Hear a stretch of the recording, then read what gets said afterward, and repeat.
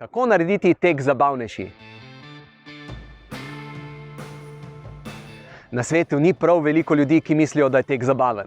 Prej so prepričani v nasprotno, da je tek mučen in dolgočasen. Zato je zelo na mestu, da si postavimo vprašanje: kako narediti tek zabavnejši?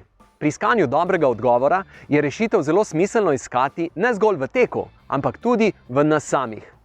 Kako je mogoče, da eni v teku vendarle uživajo in jim to početje, ki v sebi nosi napor, pa takšne in drugačne preizkušnje, predstavlja zabavo?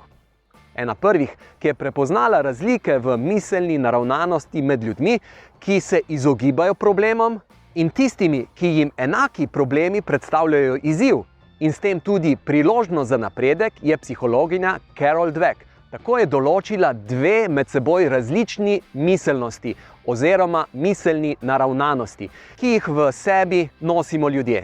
Ena je toga, druga pa je razvojna miselnost.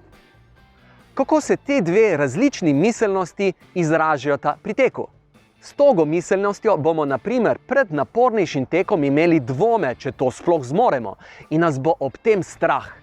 Kot pa vemo, je strah grenka začimba. Z njim izgubljamo sproščenost.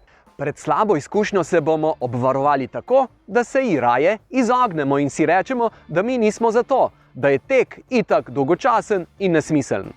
V nasprotnem primeru, če premoremo razvojno miselnost, pa pred napornejšim tekom še vedno lahko dvomimo v svoje zmožnosti, a nas tega ni zares strah. Nasprotno, preizkušnje, ki je pred nami, se veselimo. Verjamemo, da nam bo, ne glede na to, ali bomo uspešni ali ne, nekaj dobrega odnesli iz tega.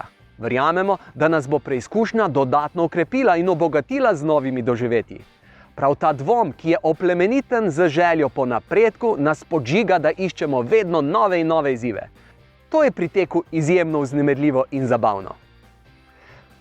Pri teku gre torej za neke vrste igrivo borbo z razdaljo, tempom, pa vetrom, dežjem in drugimi prilikami in neprilikami.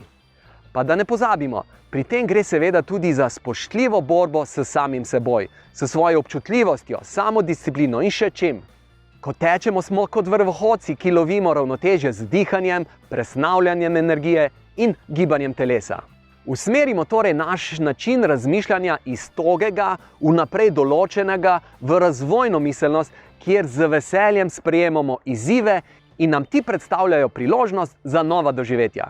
Dodatno pa lahko zabavnost teka popestrimo s tem, da to počnemo v sebi primerni družbi. Tovarištvo, ki se ob tem skupnem premagovanju preprek spleta, nas na zelo prvinski način povezuje.